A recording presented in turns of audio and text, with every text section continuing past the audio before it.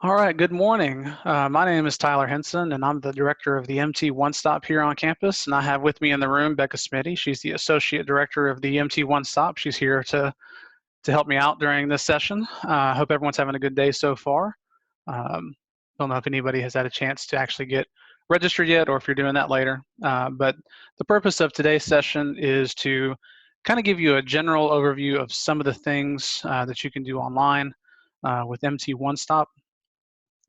There is a presentation on our website, I'll show you in a second, that is a little more in-depth about the financial aid process, verification, things of that nature. This is really more meant to give you an overview, though, of how to find things online, especially as we're all working remotely during the summer, and find some things on Pipeline. And then I want to give everyone a chance to ask some questions. So if you have any questions, feel free to go ahead and put those in the chat. Um, they do need to be general questions. Anything specific, we want you to email us and we can look at your account. But anything general that you have, go ahead and pop that in the chat. And when we're done, I'm going to go ahead and answer anything that you have and try to make sure that you feel pretty confident about financial aid and the enrollment process going forward. All right, so let's go ahead and dive right in. The MT One Stop is a centralized customer service area. We are in charge of answering student questions about records, enrollment, financial aid, registration, things of that nature. We really answer questions about anything but academic advising. Academic advising is done in the colleges. You'll have an assigned academic advisor, so if you have questions about what classes to take, you'll talk to your advisor. But if you have any other questions about the enrollment process, it's probably going to go to the MT One Stop. So let's find our website. If you're on the main MTSU website here, you'll click on Quick Links and you'll go to MT One Stop. We are cool enough to have our own quick link.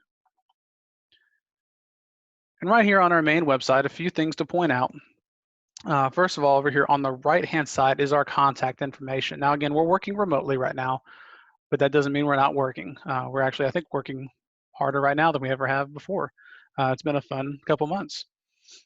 You can email us at mt1stop@mtsu.edu, and email is really our preferred method of communication. The reason for that, when you're emailing, you're talking directly to one of the enrollment coordinators in our office, and then you have a documented conversation to refer back to about what was discussed. You can call us, but keep in mind when you call that you're going to talk to a call center first. The call center answers the phone for multiple offices on campus, and so when you call into the call center, they'll be answer some general questions, take care of your quick needs, but anything that's more complicated or that you need to speak directly to an enrollment coordinator about, please send an email, and that's the best way to get a hold of us while you can't come to our physical counter. We do have a fax number in case you need to fax anything in, and we have a Dropbox. Our Dropbox is a secure way to upload documents. A lot of times, if you're doing financial aid, you have to send us some documents like with personal information on it, and so this is a way for you to send that securely. And then here's our presentation I was talking about, where you can watch a little more in-depth information about financial aid and the billing process. When we are open, you can go here and look to see what our current wait time is. Right now, it's less than 5 minutes because nobody's on campus. So hopefully we're going to be using our physical counter sooner than later. A few other things to point out on our website here. You're kind of curious about all the different things we do. You can look at all our services. We, again, talk about billing, financial aid, FAFSA, verification, scholarships, transcripts, withdrawing, registering, payment plans, direct deposit, enrollment verification. We do a lot of things. You can see our location and hours on here.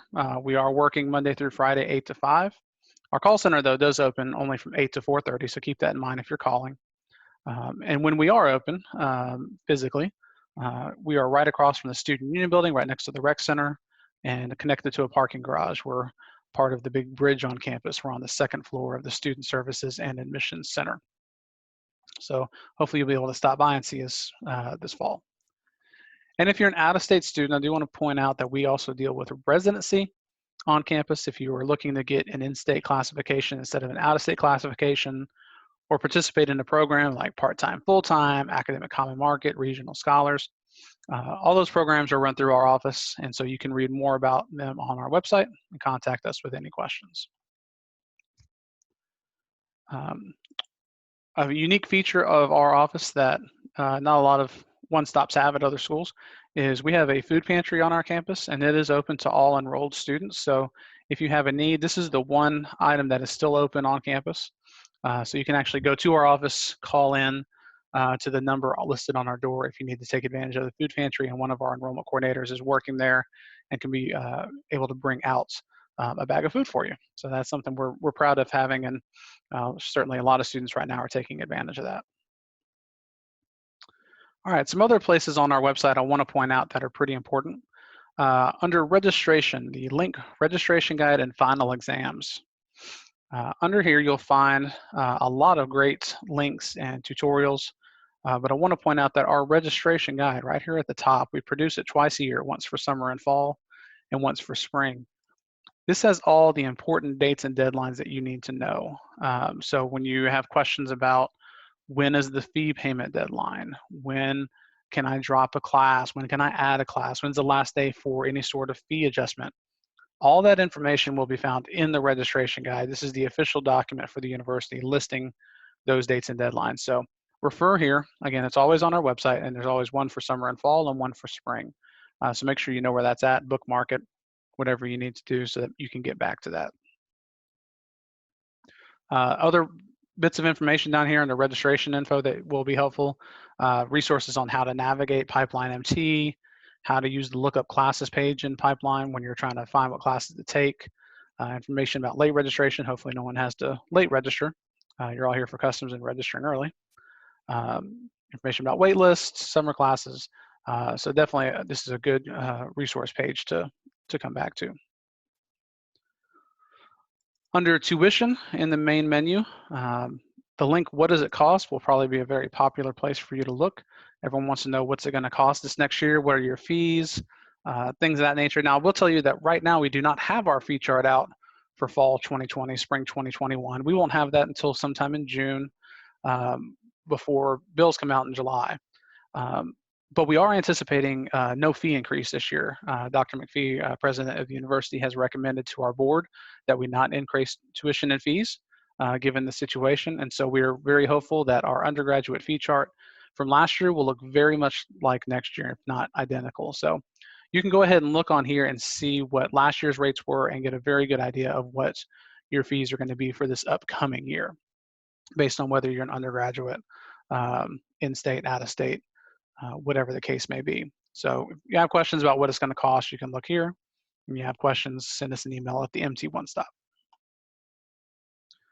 Under financial aid, there's a lot of great information as well about how to do your FAFSA. If you haven't done your FAFSA yet, please do so, because it does take a while for that to process, especially if you're selected for verification.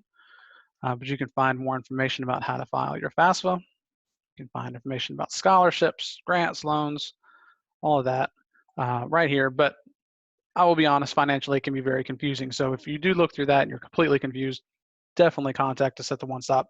Let us help to decipher that financial aid language for you, because it can seem like a totally different language at times. Other great information on our website right here about grades, withdrawals, and a whole list of forms that you might need for registration, financial aid, and billing. So again, check out our website. It's under the quick links, MT One Stop, and definitely use that as a resource.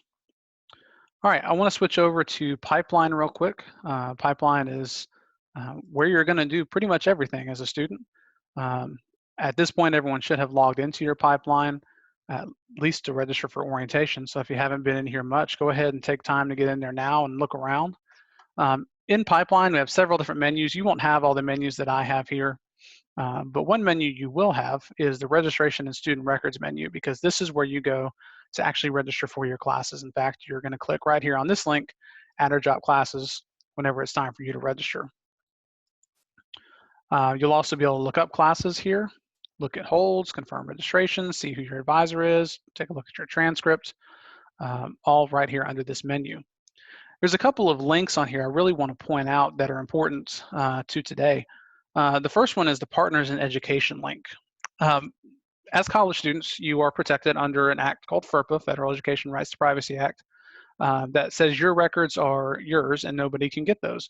So if you have a parent, guardian, spouse, brother, sister who wants to call in and talk about your records or ask about your financial aid, we can't give them that information. However, you can make somebody a partner in your education by going to this link and adding or removing partners in education to your account. And that can give somebody else access to call in and talk about your aid or email in and ask about your grades. Now, what we're going to do is somebody sends us an email and says, "Hey, I want to know about so and so's grades." We're gonna loop you in on that, and so that way, again, it's a partnership, and so you can see what's being asked about your account. We share that information with everybody, so that way you're kept in the loop.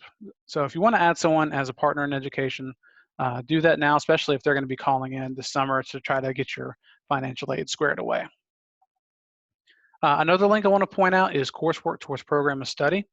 It's very important to note that the classes that you take for next year and throughout your college career, if you're wanting to get federal aid for your classes, so let's say you're trying to get federal student loans or a Pell Grant, um, the federal government requires that all the classes you take be part of your program of study in order to get that kind of money. So part of your degree requirements. And this link here will tell you if all the classes you are in are actually counting towards your degree. Now, if you just register today, you're not going to see this information yet. It does take a good 48 hours for that to show up. But this is a great place to check and make sure that everything you're in is counting. And if not, you want to talk to your academic advisor and find out why not. Maybe there's something in your degree plan that needs to be updated. Maybe your major needs to be changed, a minor added, something of that nature. But this could, if your classes are not showing towards your program of study, this could affect your financial aid. And so always check there, make sure that the classes you're taking are working towards your degree plan. Your degree plan can be found right here in DegreeWorks. You can look at that anytime. It's one of the tools that your advisor uses as well, so everyone can be on the same page about what your degree plan looks like and what classes you're taking towards that. Again, a lot of things on here that you definitely want to look at and make sure you know where to find, such as where to schedule an advising appointment, how to find your assigned advisor, how to look for holds on your account, and all that's right here under the registration and student records menu. Another menu to point out is the financial aid menu if you're getting financial aid, which most students do have some sort of financial aid. Now, if you don't see a financial aid menu, that's a pretty good indication that we do not have your FAFSA on file. There could be a lot of reasons we don't have your FAFSA on file. Number one is you could have left MTSU off your FAFSA, in which case you need to go back and add us. But if we're on your FAFSA and you've submitted it and it's been a while, send us an email. We'll look into it. There's a chance that maybe for some reason your FAFSA is not being connected to your student account, and we need to get that fixed. Once we have your FAFSA on file, you'll be able to go here and see what kind of requirements and holds you have. You'll be able to see if you have any awards. You'll often get emails from our office that say, "Hey, you have unsatisfied requirements for financial aid." If you get that, what you want to do is come here to requirements and holds. You want to do it for the aid year we're talking about. So if we're looking at fall for 2021, and it'll tell you here what kind of requirements you have on your account. Maybe there's a form you need to submit or something along those lines, but we will list all your missing requirements right here. We'll list any holds right here. So if you get that email that says, "Hey, you have unsatisfied requirements," this is what we're talking about here. Also under the financial aid menu, if you get an email about an update to your awards, you'll be able to see that under the icon awards / terms and conditions. So we're going to look at award for aid year for 2021. And this is where you'll be able to see if you have any awards. I do not have any awards. I have not done a FAFSA in several years, so I don't have any information there. But what you'll do is when you get your award package, which for transfer students, you'll start getting that here in a couple weeks. You'll have to come on here and accept the terms and conditions of your financial aid. That does not accept anything other than accepting the rules. And then under accept award offers where you actually accept your awards. So if you're getting something like a Pell Grant or a scholarship, we'll have that under here. We'll automatically accept that for you. But if you have student loans options, that's your prerogative to take those out or not. But that's where you're going to be able to go and select whether or not you want that loan for next year. So that'll be when your award package comes out. And again, for transfer students, if we already have your FAFSA and everything, we'll start having that information out to you hopefully at the end of this month. That's what our goal is, to get financial aid packages out here in the next couple weeks. Finally, under financial aid, if you get an email from us that says you have an active message, that's a message directly from one of the financial aid processors. You'll find that right here under active messages, and that means there's something specific about your account that we need to alert you to. And so check that message out to know what that might be. All right, and then we also have the billing and payment menu. This is where you're going to go to pay for your classes. There's two different things you'll do when it's time to make a payment. Bills come out for fall July 14th, and then August 10th is our fee payment deadline. So when that time comes around, you're going to come on here and you're going to do one or two things. You're either going to confirm your registration or pay your balance. You confirm your registration if you have enough financial aid to cover everything without paying out of pocket. That's a great problem to have, but you have to make sure that by August 10th, you get in here and confirm that you will be attending. If not, you could lose your schedule, even though you have enough financial aid to cover everything. So get on here and confirm your registration. And if you have to pay a balance, you'll go here to pay registration, balance, or installment. We do have an installment plan. That's 4 payments throughout the semester. So you have to pay 25% of your balance up front, and then you have 3 more payments at the end of each month of the term. There's a $50 fee that goes along with that, just to give you a heads up, but you can do an installment plan. And then if you need to go ahead and set up direct deposit, you can do so here. And then we have an option to set up an authorized user. An authorized user is somebody who can make payments on your account. You can give them a specific login. And so if you want to make someone an authorized user, you can. But keep in mind, authorized user is not the same as that partner in education. So a partner in education is not, or authorized user is not going to have the same access a partner in education has. And then General Pipeline is going to be a great resource for you. There's a lot of resources under the Resources tab. This is where you'll go to change your address, change your phone number if you need to do that. You can find a copy of your ID card, look at the calendar. There's just so much that you can do under here. So Pipeline is very helpful. You can also get direct access to D2L, which is our online classroom, and to your email account through here. And we have a link to the One Stop, so you can go back to our website. So anyway, that is some things that I wanted to show you today, just to make sure that in the absence of you being here and having an official presentation, you had a way to see how to do a lot of things on your own while we're working remotely. But with that being said, I want to take some time to also answer some questions. So if you have any questions, go ahead and start putting those in the chat. I've had a couple of them pop up already. I'm answering any and all questions that we have for you today. And then if you have any other questions, again, I will encourage you to email the MT One Stop, and we'll be able to answer those there. And we can answer specific questions about your account as well. And if you need to make an appointment, you're just really struggling with the whole process of financial aid, send us an email and say, hey, I really would like an appointment for someone to call me. Give us your name, your number, your M number, and a good time to call you. And we'll get back with you and try to set that up as soon as possible. All right, so first question, how are student loans dealt with? Is it applied automatically through financial aid? So hopefully I kind of answered that question already, but going back to Pipeline and under financial aid, when you get your award offer under award terms and conditions, and that's that final tab here, when you get your award offer for next year, you're going to be awarded any financial aid that you're eligible for, and that includes student loans. So when you see that offer, you're going to be given one of two things. Well, you might get two different things, either subsidized loans or unsubsidized loans. Subsidized loans are the better of the two. Those are the ones where the government covers your interest while you're still in school. Unsubsidized loans, interest does accrue while you're in school. So you'll see if you have subsidized and or unsubsidized loans offered to you, and you'll have the option to take them out. You can accept the full amount. You can accept a partial amount. You can just accept the subsidized and decline the unsubsidized.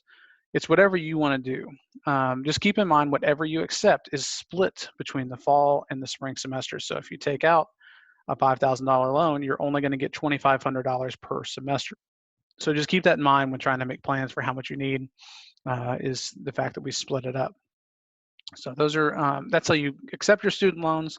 And then once you accept them and you have a entrance counseling and promissory note on file from the Department of Education, then we apply those loans to your account and you can use those towards your balance. When is the deadline to turn in your final transcript if you're a transfer student? When will scholarships show on our account? So the deadline to turn in your final transcript is ASAP. If you've already completed your spring semester and you're not attending in summer, I hope you've already sent your transcript to us so that we can go ahead and get that on file. If you're taking summer classes somewhere, we need that transcript as soon as you can at the end of summer. Because even though we can go ahead and award your financial aid with a transcript missing, we cannot disperse it. So you won't be able to get any sort of refunds or anything like that until we have the final transcript, because we got to make sure that the classes that you're taking right now are counting towards the degree requirements, and something you transfer in could count for that degree requirement. And so definitely just get the transcript in as soon as possible, because the longer you wait, the more it could impact your financial aid and when that is given to you. Scholarships, though, scholarships should show on your account now if you're eligible. For transfer students, there's a couple different scholarships and some things to point out. If you're getting the Transfer Promise Scholarship, you would have been notified via email about how to accept that scholarship. Or if you get it later on because we were waiting on your final transcript to come in, you'll be notified about the award at that point. And so once you accept the Transfer Promise Scholarship, we'll put that on your account. Now, if you are getting the lottery scholarship somewhere else, the Hope Scholarship, and you want to transfer that here, couple things you need to do. First, you need to make sure that you have changed your school with TSAC at the TSAC student portal to MTSU from whatever school you were at before. So that's step one, change your school with TSAC to MTSU.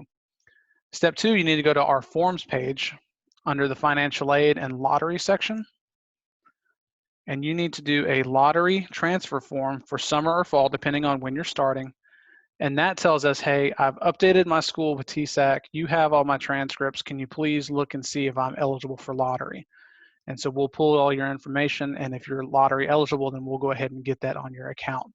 But that is a couple step process to get the lottery transferred here. Number one, with TSAC. Number two, submit the transfer lottery form, again, which you can see right here on our forms page. So get that done, and then we'll be able to put the lottery on your account if you're eligible. With the loan process, do we need to apply for anything, or is this just automatic with FAFSA? So to answer that question, oh, sorry, there's another part. If we are taking out loans from outside vendors, is that something we need to communicate? Okay, so if you're doing federal loans, those are the ones that come through the FAFSA process. You don't need to apply for those because, again, we'll award those through the financial aid awarding process. And so you'll be able to see what you're eligible for from the federal government when you get your award package for next year. Now, if you are going to take out a third-party loan, which is completely fine, you can go and seek a third-party loan from somebody else. I mean, we can't tell you what vendors to seek, but anyway, you would need to definitely not necessarily communicate with us, but that third party will communicate with us and send us your information. If it's been a while since you applied and they've sent your information to us, you might want to send us an email to make sure we have everything.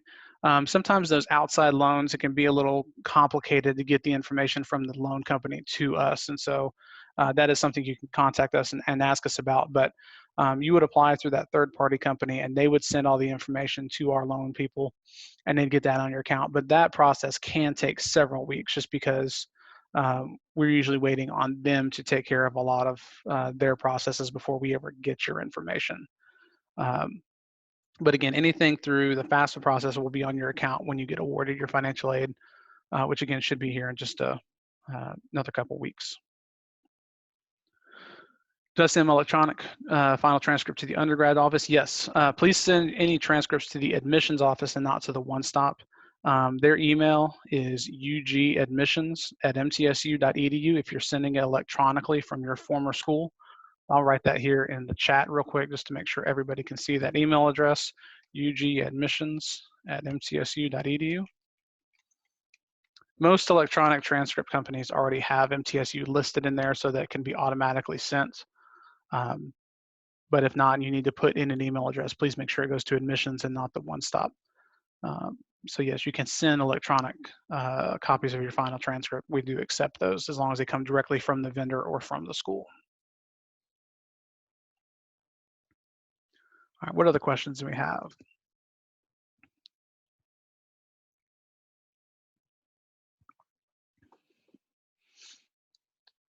Hopefully I explained everything in such fantastic form that nobody had any questions. Um, Again, make sure that you know how to find us, how to contact us. I prefer email, so send us an email if you have any specific questions about your account. Give us a call if you have some easy questions that need to be answered. But again, you can find a lot of things online. Not that we don't want to talk to you, but you can certainly find a lot of things right here to answer your questions. But when you have those questions, don't hesitate to holler at us. Right now, we're returning emails within a business day or less because we know that students are trying to get quick answers to things since they can't walk up and talk to us. And again, hopefully we're going to be seeing everybody in person in the fall. Um, so have any questions, let us know. Thank you very much for your time today, and I hope everyone has a good rest of the day, a good holiday weekend, and that everything goes smooth with your advising and registration process. Thanks.